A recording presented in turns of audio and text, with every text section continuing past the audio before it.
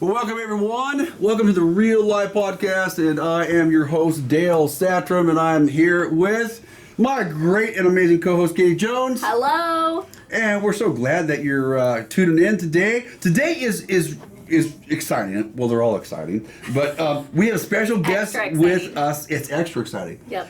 A special guest with us, and our topic is I think is so important. Is we have Amanda with us, and she has been helping victims of sex trafficking for a long time. We'll get into that. A long time. Hey, Amanda. Well, just do it right now. How many years? Oh gosh, this is gonna age me. Almost 20. 20 years. Almost. You're sitting with me, and you're worried about aging yourself. Anyway, so for 20 years. So before we jump into all of this. This important topic, heavy topic. First of all, I have to point out the wardrobe. Okay, listen. Yeah, he missed the memo. Obviously. So for some reason, but we'll make room for your mess up. What's that Bible verse? Make allowances. Make allowances for each other's faults and forgive each other. So I should have worn leopard you something. Missed the leopard memo today. Redneck is always in. Okay, I'm just saying. Redneck is always in. So. I guess it doesn't matter. Yeah. It doesn't matter. It's all good. It's the content we put out more than the clothes. Right? So today we are talking about again. We're gonna learn this whole topic of sex trafficking. And so for those of you that are uncomfortable with the word sex, hopefully you're not, because this is the Real Life Podcast. This might not be one for kids. We could throw that out there because we are a real life podcast and this is a real life issue. Yeah. So just have that warning, parents. If little ears are around, it might not be the best one for them. Yeah. So. All right. But everybody else, this is important. And if you're out there going, oh, this doesn't affect me, or it doesn't matter, or, you know what? Please keep listening, because by the time we're done, you're going to realize that this impacts everyone. Okay? Everyone. And it needs to be talked about. It needs to be addressed. And so, you ready, Amanda? I'm ready. You ready to jump into this? Absolutely. Yeah. Tell us, Amanda, what led you to be working with sex trafficking victims? Where did this start for you? Yeah. Oh gosh. So when I was in college, I actually did my undergrad in fashion and business, so nothing to do with sex I can see it. I can see it though. Obviously, I didn't. I avoided that. Yeah, it's okay. It's okay. I was going to school. My undergrad I did at George Fox, here in Newburgh, and organization came that was bringing awareness and fighting trafficking and child soldiers in Uganda, and my heart just broke open, and I think I cried for 2 days and was just like, how can this be happening to our children? And I always say, like, I was really blessed that I had parents that fought for my childhood, and just realizing that that is not the norm, and that there are so many kids out there who don't have people fighting for them. I thought, okay, well, I'm going to go into fashion. I'm going to start a fair trade company. Like, I'm going to have to go to like Africa or Thailand and do this work. And I had moved from Oregon back to California, and realized this is here. Like, I don't have to go anywhere. This is in my backyard. And then God brought me back to Oregon. And I was like, okay, if nothing is happening, I'm starting it. I'm figuring out what's going on. And that was in 2009. And it's just kind of spiraled from there. I was doing HR and volunteering. And then a position opened up for a crisis advocate and case manager in Portland with a nonprofit. And it just kind of went from there. And God has just opened doors exponentially. I have seen so many pieces of his finger on my career that like this is my purpose. Like, this is one of the things that I think that he definitely made me for. Wow. That's amazing. Yeah. When you say your parents protected your childhood, for the parents listening, what did that look like? I got to have a childhood. There was so many things around me that now, as an adult looking back, I had no idea what was going on in our family, what people had experienced and survived. And I got to just be a kid. I didn't have to worry about abuse. I didn't have to worry about my basic needs not being met. I had men speaking into me as a young girl, helping build my confidence. I met Jesus very young, grew up in the church. And knowing my family history and so many things around that, now looking back, like they fought so hard to make sure that I didn't have to go through what they went through. And because of that, I think I'm really uniquely built to kind of be in this position. Oh, wow. How did you go? Well, first of all, that's an incredible gift. So you were looking at child soldiers, okay, in Africa, and then so how did it? So obviously God put a burden in you for kids. Yep. To begin with, but then there was a transition from kids in Africa to sex trafficking. That's still a jump. It is. Well, So- the girls typically are bought as sex slaves. Okay. So the boys are forced to be soldiers. Okay, so there there was a connection I see, there. I see. And then I connected with an agency in Sacramento that was like, we're working for okay. victims with sex trafficking. I see. And I went through training and was like, oh my gosh, this is literally happening in my backyard. Was trained to be like a chaplain in a casa. That's how they were trying to work with the system and get connection to kids. And then that kind of was when I came back to Portland and was like, what is going on? Like, we need to figure something out. And just literally went down the rabbit hole. It's incredible. Yeah. That's so incredible. Well, and it speaks a lot about what God's doing in your life, because a lot of people, I think, would have started down the rabbit holes that I want nothing to do with this. Because probably the more you went down, the more you saw. Oh, yeah. My poor mother. She's like, really? This is what you want to do? I Yes. was like, Mom, like Yeah. Jesus hung out with the prostitutes. Jesus Yeah, hung yeah. out with the tax collector. Why am I any better? Like, if he did it, then Preach, this is girl. what I... And, of course, she's like, well, I can't really say anything now. Yeah. We did raise you to follow Jesus. Right. Okay. That is amazing. Wow. So what does a day-to-day, like, typical day look like for you, Amanda? Yeah, so every day's a little bit different. I'm not doing direct service like I used to, so I'm not working directly or being called out directly like I used to be. I'm more of in a technical assistance role. So I am training the first responders, training law enforcement, training child welfare advocates, how to identify, helping communities identify. We're doing a lot of curriculum development for basic training for the state so that it's this awareness piece that this is even an issue. I'm working with a lot of systems, so not only child welfare, but like juvenile justice, judges, the legislature. I don't know if you can say this, so if you can't, it's okay. But have there been, I imagine, a lot of roadblocks?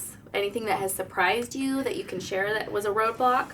There are a ton of roadblocks, and I think it kind of just depends on the system. I mean, all the people that work within the systems, and by systems I mean, right, like child welfare, juvenile justice, law enforcement, our courts, the people that work within them know that they're broken. They're Right. not perfect, and so it's like, take your pick, and I could probably Sure. like show you a roadblock. We don't have enough resources. We don't have enough awareness, which we're developing and building, and we've had some great legislation passed to make that standardized, but yeah. That's kind of the first step, is like Kind of that awareness, awareness. right? But, Yeah. so there's roadblocks in the system. I think everybody would agree and understand that. What about some of the personal roadblocks? Just people in general. So forget the system.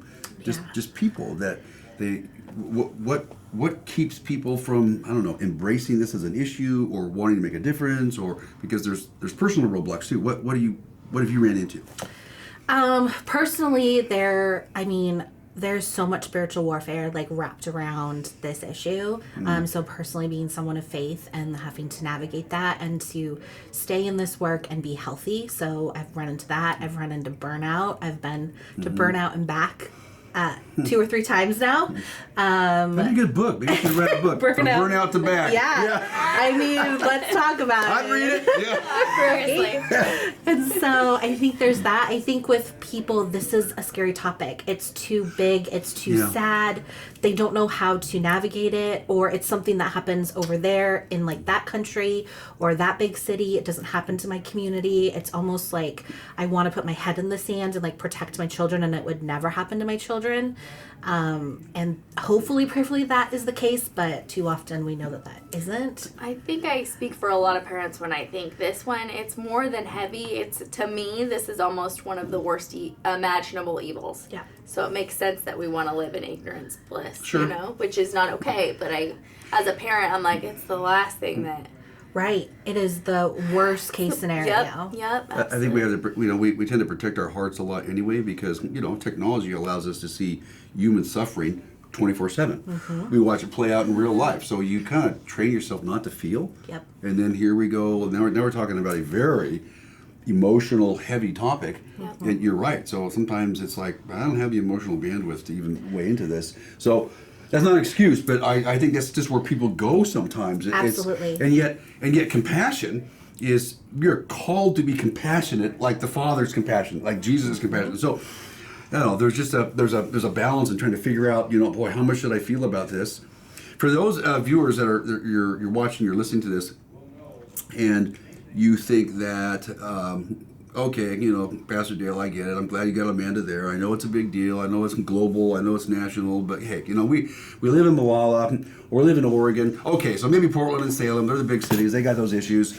But come on, this is rural America. Most of Oregon's rural America. This is not an issue. So before you stop listening or watching, let's address this because I think you might be surprised. So Amanda, the scope of this, is it only limited to cities? Is this, what about rural America? What about rural Oregon? Okay, let's just address that so that we can kind of get everybody on the same page. Yeah.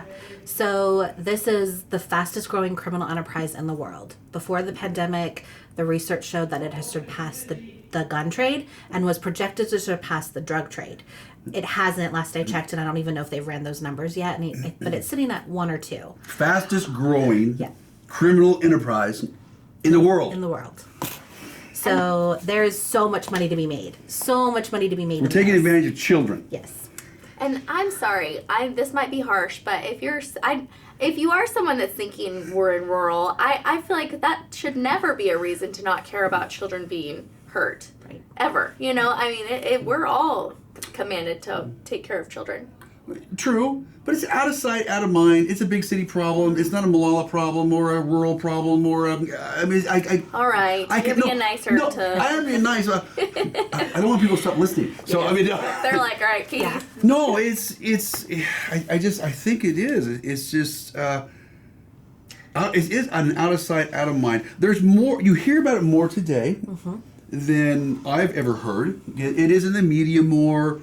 Sometimes you hear it in political candidates every once in a while. I mean, so it doesn't mean it's changing, but it's just, I think it's talked about more. I don't know why. Hopefully. I didn't hear about it 20 years ago. I never heard about it 20 years ago. Well, I think it was called something different 20 years ago. Oh, what was it called? I think it was just child prostitution, which is not a thing. A child cannot be a prostitute. Right. But that's when I first started this work, talking to, law enforcement. They'd be like, "Oh, well, that's the kiddie track, or that's where the kids go."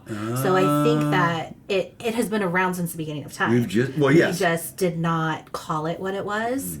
And I think that, it's just now we're, unfortunately and fortunately, media has sensationalized it a little bit. So people also think of Taken or like all these bigger things. They don't think of their hometown, when we know that the average age of entry is 12 to 14 for girls, 11 to 13 for boys, and that number is actually getting younger. We really look at a lot of vulnerabilities when we're trying to identify victims. The National Center for Missing and Exploited Children put out a study that said 1 in 4 within 48 hours of running away from home will be approached by a pimp or a trafficker. So do you have kids in your community that run away? Do you have kids in your community that are on social media? Do you have kids in your community that have basic needs not being met? Do you have a population that has possibly some expendable income or like sex? You have... Answer to yes, all those. Yeah. Okay. You have a major issue. I was working in a very small rural coastal community in Oregon, and this young girl, she was, I think, 15, maybe she was a little younger than that. She actually met somebody on the National Geographic app. She was looking up dinosaurs and volcanoes, right? And there's a messaging piece. And this person was talking to her, built a relationship with her, convinced her to buy a ticket to go see him. Luckily, mom and dad saw it on the credit card statement, intervened, turned it over to law enforcement. But this person, when we investigated, was in New York City on the terrorist watch list. Yeah. And this is a very small rural community in Oregon. And so it is happening in your communities. Your children are vulnerable to it. And really, it can happen to anybody. There are more vulnerabilities for certain folks, but I've worked with victims who have two parents at home, are in an upper middle class family, was head cheerleader, right, in a very well-to-do community, and kids that have no parents or parents that are incarcerated and part of child welfare. So it really can run the gamut of who could be a victim. This is so valuable, and you're kind of getting into one of my questions, which is what are the biggest misconceptions people have about sex trafficking? So you've already said it could literally be anybody. Yeah. Is there? It's not just runaways. It's not just runaways. No, that makes somebody way more vulnerable to being a victim, but it's not just runaways. I think one of the biggest misconceptions too is that it's this like taken mentality, or like that stranger in the bush, right? When you look at studies and we look at cases, the top two forms of trafficking are romantic relationships and families. So it's within the family unit with familial trafficking, or it's somebody that's met someone, loves this person, is in a relationship with them, possibly even gets married to them. Like, this is somebody that you're supposed to love and trust is now trafficking you. So is that in terms of understanding how people are lured into this? So speak a little bit more about that. But you said, some of it's romantic, some of it is within the families. Yep. Which that's incredibly convoluted, but more often than not, we see cases where a young girl or young boys, victims are male and female, so it happens to both. But say a young girl meets somebody, and it doesn't necessarily need to be an adult. It could be a 35-year-old man, but we're seeing also traffickers be young. One of the most violent traffickers I've met was 16 years old. And do they have kids recruiting kids? Yes. Really? Yes. And so they come alongside and, they're so charming and so know exactly what to say. And they meet this person and say everything that they want to hear. You're so pretty. I love you. I get you. What teenagers, like, nobody understands me, my parents don't get me, and this person comes alongside and says all the right things. It might be their first consensual sexual experience with this person, and now they love them because it's easier to control somebody who loves you. Yeah. But who of us doesn't want that love and connection? Well, sure, because we're designed for it. So here's the enemy using the very thing that we're created to desire and crave and need against us, against them, to draw you into something evil. Yep. And then something happens and he comes to her and says, we don't have the money to pay rent. We don't have money to pay bills. If you just do this one thing, this one night, no one's going to touch you. It's going to be fine. You can dance and it will be great. Or if you just have sex with my friend, I don't have to owe him and I will love you. And now they're pushed into the corner and doing something that they never thought that they would ever do this one time. But he loves me and we're going to build this family, and it's called selling a dream, this dream of this family and connection. Massive manipulation. Oh, so much manipulation. So much. And so then they do this, and there might have been pictures taken, there might have been video, and now they're stuck because he's saying, well, you did it that one time and I love you and this is what you need to do for that family. I had a trafficker one time take one of my victims, survivors, drove her around a really nice neighborhood and said, I put a down payment on one of these houses for us, but I need you to keep working so that we can have that dream. He never did that. No, of course not. But, and so, or not every victim of sex trafficking has a history of child abuse, but most victims of not every victim who's a victim of child abuse becomes a victim of sex trafficking, but most victims of sex trafficking have a history of child abuse. So oftentimes I hear traffickers say, well, your uncle was touching on you, your dad was touching on you, at least now you're making money off of it, and I saved you from that. I saved you. So the manipulation and the gaslighting and, they have just taken this thing that God has meant, that love and connection, and just turned it on top of its head and used it to make a lot of money. Now, see, my mind, I'm trying to go through back to the misconceptions. Do you think that this is just individuals, or is there like a lot of connection, like big groups that do this, that are like a giant business? or is it more like individual cases? Is it networked? Right, thank you. Does that make sense? Yes, no. Yes and no. Okay. Typically, yes, it is networked. I mean, we train law enforcement and we talk to communities. If you have gangs, you have trafficking. It's definitely up to the highest levels of organized crime. And it's also this, like, in pop culture, we have sensationalized and we have normalized the sex industry. And so this has become something that, like, oh, well, I want to be like this rapper, or I want to be like this person and I can make money. Or it's just this, like, kitschy, like, oh yeah, I'm a pimp, it's kind of cool, it's kind of fun, and people don't realize that that's actually the reality. And so we've turned the sex industry and that culture into mainstream culture, and our communities don't even realize the connection, and we've just kind of normalized it.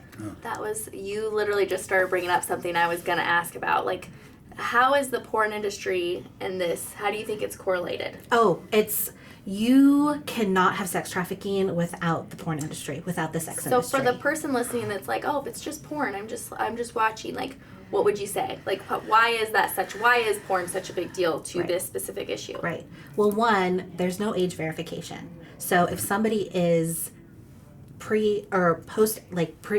past adolescence, you can't necessarily tell if they're underage, like 17, 16. So one, you don't know if you're actually watching child porn, child rape, child abuse materials, right? You also, there's no consent. So you don't actually know if that person wants to be there. It's a huge marketing ploy that these victims are told they want you to think that they want to be there, right? Because you don't, I mean, that's how they sell it.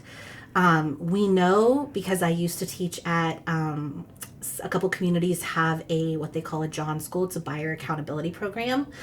So if someone gets picked up for soliciting sex from an adult, they can choose to go through this diversion program. And just because of other data out there, we know that most people purchase sex to fulfill their porn fantasies. So you might think it's not hurtful, it's just this one thing, I'm not hurting anybody. That's not true. You don't know the experience of the person on the other side of the camera, but also it's a slippery slope into purchasing sex. Yeah. And so, yeah. Now, again, I don't know if I'm like grasping at straws here. What about OnlyFans? So What are your yes, thoughts it's on very OnlyFans? That's huge. connected. Yes. The average person on OnlyFans, the last study I read, I think they make like $37 a month. Like, you don't make a ton of money on OnlyFans. So the concept of, like, I'm going to go sell, right? Yeah. I'm going to sell pictures of my feet and make millions of dollars. Not necessarily the case. It's also super dangerous because the pictures and videos show your location. So there is no anonymity. It's very dangerous. Traffickers recruit off of that. They try to bring folks in. They try to get more girls. There are girls posting online that are with the trafficker, and so I don't know much about OnlyFans. Okay. So my ignorance here. Do you want me to explain it? I know what it is. My question was, can minors do that? How's it all set up? Because if minors are out there, is there age verification? That was my question. That's a good question. I don't know either. I don't have think that they now have. I'm not that irrelevant. Okay, so. I think they now have age verification, but there's easy way around that, right? Sure. Especially if you have adults, there's adults wrapped around this. And so, yeah, it is definitely a pathway in and a tool used by traffickers. It's like a monster. I mean, yes. so it's like I keep hearing this, and it's just like it's here, and so I can see why. Even the more you're educated in this, and hopefully again none of our listener or viewers are doing this, it's just like, well, it's so big. What can you do? It's so woven almost into the culture, the fabric of It's like, how do you attack this thing? How do you make a difference? And I mean, you are, but I can see where it'd be overwhelming. Yeah. You're talking about the rabbit hole. So, yeah. Here we're probably just really. You're thinking you have no idea. Okay, this is what's baffling me as well, because we live in a culture that is so sex friendly, sex positive, feminism out the wazoo. Women should be able to have sex with however many people they want, all this thing, OnlyFans, oh, it's consensual, it's my own. I've listened to interviews of prostitutes that, like, they say they love their work and they love what they do. So you're almost battling, like, not only this horrible evil, but also you're battling re-educating people. This culture. How would you talk to someone that has those beliefs that says, like, oh, it's just me, it's my business, I'm doing it for me, Right. And they're so far in that mindset. How would you explain that this affects so much more than what you're doing? Like, Yeah. what are your thoughts on that? So I think choice is a really interesting concept, and to truly have real choice and autonomy means that you have to have other viable options. So to actually be in the sex industry and say, like, this is my choice, I am choosing this, it's less than 3%. Because that means that they actually have other job forms. They have an education. Sure. They could go out and get other jobs, but they're actually choosing this. So, one, choice is really interesting when you think about it in that concept. So if I have no other choice, or if my options are very, very limited, Yep. Yeah. Is it really a choice? is it a choice? Yes. If my choice is between liquid garbage and solid garbage, Yeah. right? What do I choose? Right. Also, if I've been in the industry since I've been 11, what's my choice? Yeah. Right? If what does that look like? And so, I've talked to the sex workers union and people that are in the sex industry that are like, I'm doing this, and I can sit down and be like, okay, I can meet you there. You are an adult. These are consenting adults. That's fine. If today you choose it and you say, I chose it today, I just want to make sure that if tomorrow you decide that you don't want to do this anymore, there are very low barrier ways for you to be able to exit. And don't get me wrong, if you're a child, you don't get to choose this. Right. Like, Right. very firm stance. So you're talking about exiting. So Yeah. how do children get out of this? Again, are they running away? Are they rescued? Yep. Somebody reports? I mean, how does that work? Yeah. Because they're children. How do you they get out are. of it? Yeah. It's a long journey, and it kind of depends.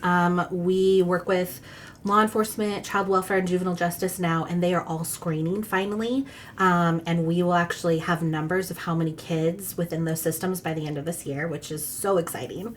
But our systems are put into place to protect children. And so now those places are trained in how to identify indicators. They are trained in how to offer resources for kids. Law enforcement does operations to recover kids and connect them to advocates and resources.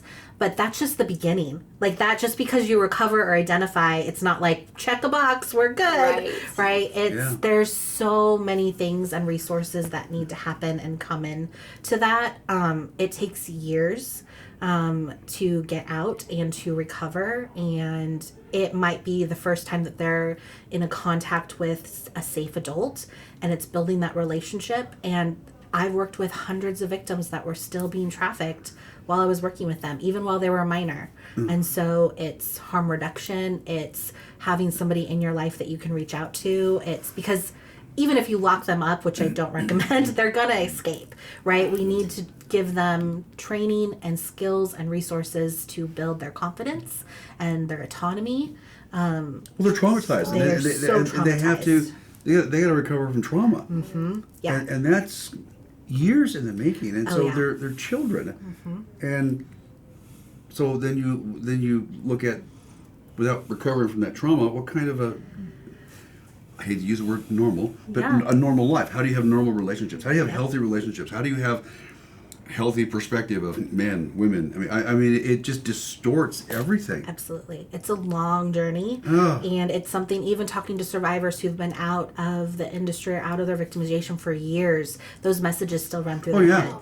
Yeah, those neurological pathways, we talk about that here, they're deep. Yep. For the people listening that heard you say, like, you were actively working with victims while they're still being trafficked, when you're working with them, do you, because my immediate instinct is like put those people in jail, like, how are we not putting them in prison? But I'm imagining it's not like they just come out and be like, oh yep, it's Hank who lives on so and so, Fifth Avenue or whatever it is.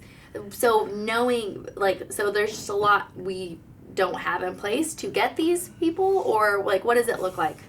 Prosecuting traffickers is really hard and complicated. Cases take so many years. Plus, it's really hard when you're a victim. Victims don't identify as victims. they're not going to come to you and say, help me, I need help. They're probably going to be this early teenager that's going to tell you where you can go shove it, right? Especially because think about you as a child or a teenager. Maybe this is just me and my rebellion, but like if mom and dad says this person isn't good for you, you shouldn't date them. I'm like, guess who I'm right? So it's also you created forbidden fruit. Now I want it, right? Yes. There it is. I mean, we also have to think about like teenagers and their development and like what is normal teenage behavior. But I think it's also they're in love with them. They have hook, line, and sinker. So why are they going to rat out the person they love, they care about? They love me, they care about me, they provide for me. Yeah, and so they're not going to identify the one who's trafficking them. Yep. So Amanda, your work then, when you're working with these people, how are you? I imagine, is your role more you are listening, you're trying to guide the thought, get them to rethink things? Is that what it looks like? Because I feel like I'd be like, get out of there, you know? Like, so obviously there's a tactic to it, and I'm sure like that's what you train See, I want to go Liam Neeson on them, okay? I can't do that. Right? Yeah, I will find you. Right? Yes. I think that it's I had to do a lot of work and it's not about me. It's about them and meeting them where they're at and building that relationship. So and it's not my job to save them. That's God's job. It's my job to come alongside and show them love and compassion and meet them where they are and show them other options and walk with them as they practice. Because think about it, change is hard. Think about even good change, like the last time you had to change a job or you moved or made a big decision. Even when it's all changes, right, all change. Even when it's a good thing, it is hard. And you're asking somebody to leave possibly their family, all that they've ever known.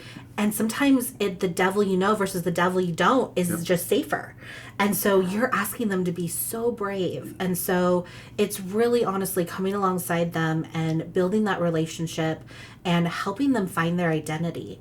Because part of it's called the breaking process is their trafficker literally breaking them down so that they have no identity and they've now become this product that they have made to then sell. And so starting with just feeding into them of like, who are you? I was working with a victim. She was in her mid-50s. Her trafficker was her husband. And she had been trafficked all through the US and Canada. And I was at a shelter meeting with her, and she came out and was so excited to tell me what color she painted her fingernails because she got to pick the color because they are told what to do, where to sleep, how to dress. Just control. Like, they are completely controlled. Yeah, and so just her being able to be like, 'cause if you think about it, you don't think about it, but having a favorite color says something about you and says something about who you are. And this, 50-year-old woman like is being like, I got to pick the color and this is the one I picked. And I was like, tell me about it. Like, why do you like this color? What is that? And so just helping them build their autonomy and who they are and identity is going to help them further along in life than just coming in and being like, he's a bad person. Like, you need to, go not do that. And so it takes time and it's not a quick fix. Right? It's years of relationships with these folks. How do they find you? How does one that's been through this eventually find their way to someone like you? So it was through referrals, through service providers. So child welfare, juvenile, probation officers, law enforcement. But the best referrals that we got was when kids that we were working with referred other kids and referred their friends and was like, you need to meet with them. You need to meet with her. They can help you. I'm sure that has way more influence. Yeah, I was going to say, I imagine you've had a lot of referrals, Amanda. Yeah, that street cred is worth gold. Yeah. Yeah, I could just, you just totally exuberate, the patience and, the kindness that you're talking about. So you're doing amazing work. Oh. And you can tell you still believe in this. You still believe in what you're doing. That's cool. Yeah. It's cool to see.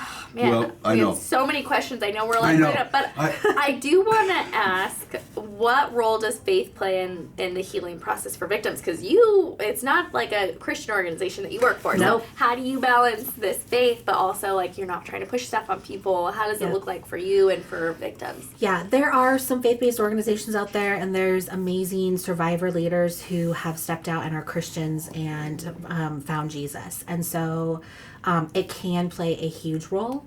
My job, as I see, because none of the organizations I've worked for has been Christian organizations, has been to just show up differently, and then they can ask questions. I mean, I've worked with kids who are Satanists, who are Buddhists, who are they are looking for something in their healing.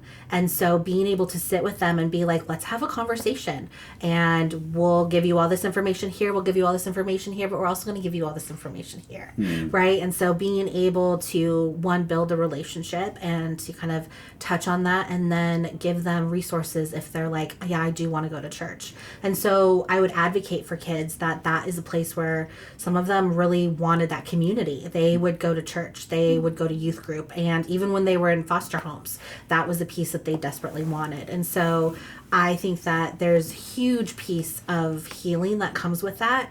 I've also seen a lot of harm done by faith-based organizations. I've seen organizations come in and want to re-virginize the girls. And so much shame has been put on them, and so much hurt, and so the system, and even me, I'm really cautious when faith-based organizations start up, and of like, okay, so what are we doing? Like, what are you doing? And I've seen some amazing ones come alongside the system and do such amazing work, and just be there and provide resources. And when they ask them, why are you different? It opens up the door to have this conversation of like, this is why, because of my Jesus, because this is what I was called to do. And again, it's not my job to save them. That's God.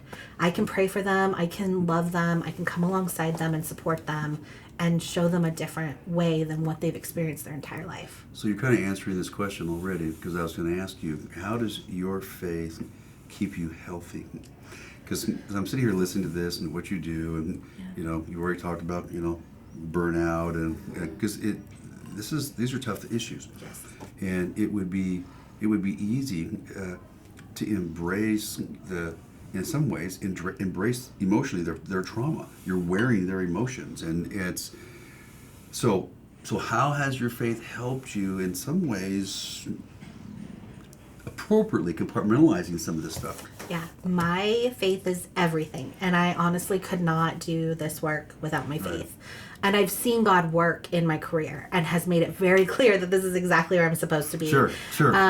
But it is like, there are times where I just have to cry. Yeah. And going into this work, my mom was like, it's going to be so sad. It's going to break your heart. And I said, but how can I not do it? Yeah. So I walked in knowing that my heart was going to break every day. But that's what we're called to be, Jesus. Like, what are we doing here if not, if we're not making a difference in people's lives? And that is, I have a very strong sense of like justice, right? And like social justice. I was like, this is what I was here for. But I love kids. And again, having a family and parents who fought for my childhood, I see such a huge need for people stepping into the gap for that. And so, don't get me wrong, I've had lots of conversations with Jesus, but I've come to a place of like, it's okay to not know. I cannot fix everything. It's actually not my job to fix everything. Nope. And when I actually had an argument with God one time and was like, you argue with him too? I do so all the time. Okay. I'm not the only one. I throw temper tantrums too. And he lovingly like guides me. But I was like, I don't know what you want me to do with this. Like, if I'm supposed to stand on a corner and preach and like save people, God, they got the wrong girl. Like, I can't do that. And I felt him just be like, just love them. Yeah. Just love them. Right? And also, I only have to answer for how I show up. And I only have to answer for my actions. So when I look inward, right, I'm not answering for them. It's how I can sit with a young girl who just had an abortion. It's how I can sit with a young trans girl who's struggling with her gender identity because of all the abuse that she has experienced, right? And I can sit there and love them and show them love because that's what I'm answering for. Not their decisions, not their choices, but how I show up in their life. See, you're illustrating this again. I'm gonna start preaching, and I want to do that, but see, I'm convinced that is the environment where God transforms people's lives, is when they're loved, when they're seen, when they're accepted. When now the enemy takes all of that and uses it against them, but when we do it with the values of the kingdom, we're going to love you the way God defines love. Yep. We're going to accept you the way God defines acceptance. I think that is how people get healed. And I don't care what the issue is. Yeah. That's the healing process. Absolutely. Okay. Yep. So that's the power. That's why the greatest commands are relational commands. To love each other, love God, love each other. So we do that well. People's lives change. So. Unfortunately, this topic is so huge, we could have we only multiple. got through like 5 of our questions. But I want to ask one more question here. Is that so? What's the role of the church in all of this? I mean, we're followers of Jesus. This is a real life podcast, and the whole point of our podcast is we follow Jesus in the real life, in the messiness, in the tension, in the things that don't make sense, the hard, the sex trafficking, I mean, things that make us uncomfortable. We follow Jesus everywhere. So what would your message be to the church, the followers of Jesus, with an issue like this? I think it's twofold, right? We can say, like, work with the victims, be active people in kids' lives, volunteer, like, be connected with organizations. But the reality is that if we didn't have demand, we wouldn't have sex trafficking. And so holding, the buyers can be male or female, but the majority of buyers are men. And so holding our men and our boys accountable of why pornography is so harmful and the slippery slope. Yeah. Why telling our friends and our loved ones, right, that it is not acceptable. Going to a strip club is not great. Like, there are kids on the stage or in the back rooms. I've worked with kids in every single strip club, sex shop, you name it. Minors are part of all of it. You might not see them in this moment, but they are there. And so, podcast. Right, like, it is so big. You have to hold our buyers accountable. You have to teach our boys to be the men that God have called them to be protectors and providers, right? And we have to call them to a greater calling than saying, "Oh, boys will just be boys," right? No way. We need to teach our girls who they are in Christ and their confidence. Because talking to a trafficker one time, asking them, like, who do you pick? How do you target your victims? One of them said, well, I go up to a girl and I compliment her. And if she looks at her feet, or if she looks me in the eye and takes the compliment with confidence, I move on. Yeah. But if she looks down at her feet, shuffles her feet, can't really take it, does not confident, he's like, that's my girl. Yeah. They know exactly. Because if she's been poured into by her father, I raised girls, so I'm trying not to preach here, but that's where they get their self-esteem. Okay, yes, moms too, I get it, but so they get that self-esteem, and if they're used to hearing that dads tell their daughters who they are, and I'm telling you, yeah, they'll look right back at you. They'll make eye contact with you. It's like, yep, that is who I am. Okay, yeah, there's a confidence that's in there. Yeah. It is so true because, come on, I work with people too. I can compliment women appropriately, okay? And they do exactly what you just said. Eyes go to the floor. Yep. Right. Eyes go to the floor. Oh, you haven't heard that, have you? It's not rocket science. If you really want to do something, be a foster parent. The majority of these victims come from the system. They come from child welfare. They come from foster care. They don't have parents in their life, right? If you really want to make a difference, I mean, that's a huge commitment, right? Or just be active people and the kids in your life, because these victims are going to school with your kids, with your nieces, with your grandkids. They are not locked in some cage somewhere. They are out in the community. They are in schools. They are at youth group. They are at community events. They are literally in front of us. Yep, they are literally in front of you. Okay. Open up your home. Have them over.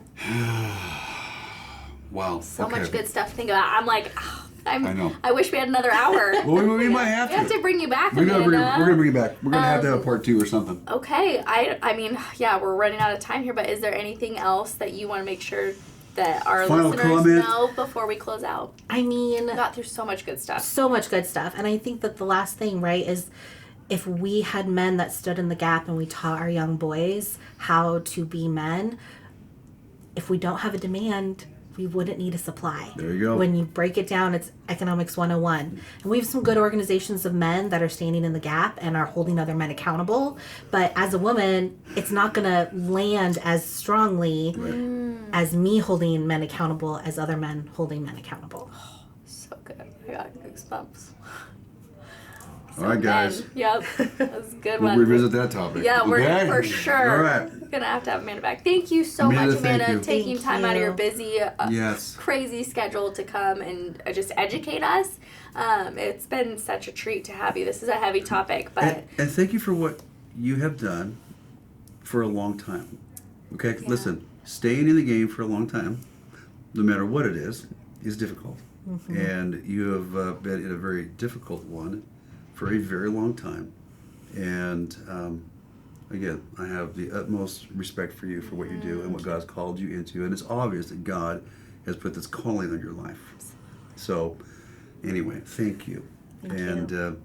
I just thought of something that's important. Let's just say on the off chance we have someone listening that wants resources. What is the best resources you could give for someone that's going through? Yeah, Yes. if they're a victim or know of a victim, I would say reach out. There in Clackamas County, we have some really, really amazing organizations. A Village for One and Safety Compass. Safety Compass has a 24-hour hotline with confidential advocates and would love to connect with you. Safety Compass. Yeah, Safety Okay. Compass. And Okay. then A Village for One, if you're looking for another organization to donate to get involved, whatever. Those two are some of the top-notch Okay. organizations. We'll list them in our show notes Yep. too. Okay. Okay. Awesome. Thank you. Thank you. And guys, this is such a huge topic. Please help us by sharing this. Share this conversation with a friend. The only way we can grow this is by more awareness. Yep. So please share it, and we'll be back next week. Next week, thank you for watching.